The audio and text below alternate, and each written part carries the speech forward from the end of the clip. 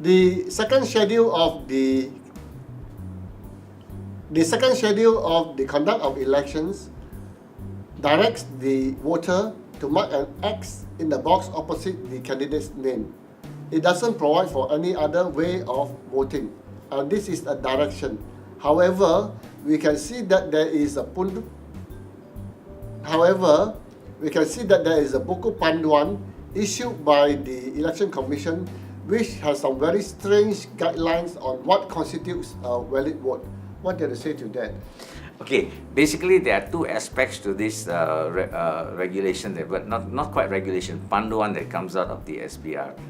First of all is that they allow any kind of symbol to be accepted, not just the X. You can use a circle, you can use a square, you can use a star, any kind of symbol is acceptable.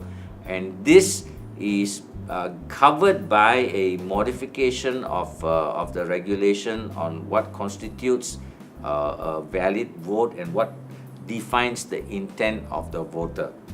The other aspect is where the mark can be placed.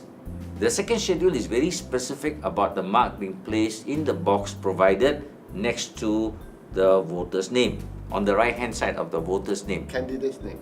I'm sorry, what did I say? Okay, the second schedule provides a very specific indication of where the mark should be placed. The mark should be placed in the space provided on the right hand side of the candidate's name. This is very clear. There is no way to get around this. Even if the modification to the regulation allows marks other than the X to be accepted, there is no basis whatsoever to accept the position of marks anywhere other than within the box provided. Therefore, it is our position that marks outside that box should be rejected. Only marks within that box should be accepted as valid votes. And there's also a third schedule. There's a very strange way of defining a ballot paper that is valid. Yes. You can have, theoretically, you could have a situation where you can have more ballot papers than what is defined in Form 13 Part E. Correct. How do you explain that? See, this is the thing.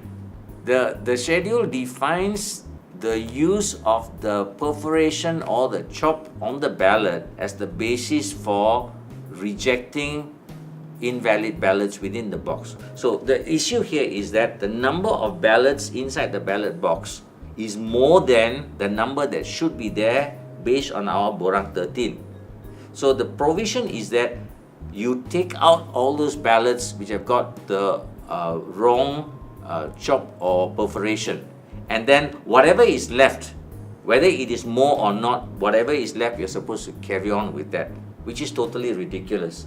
A better arrangement would be use the serial number. What do you think? It has to be referred to a serial number because that's defined by Form 9 of the Conduct of Elections. Correct. Form 9 defines serial number and the stamp Yes. as ballot paper criteria.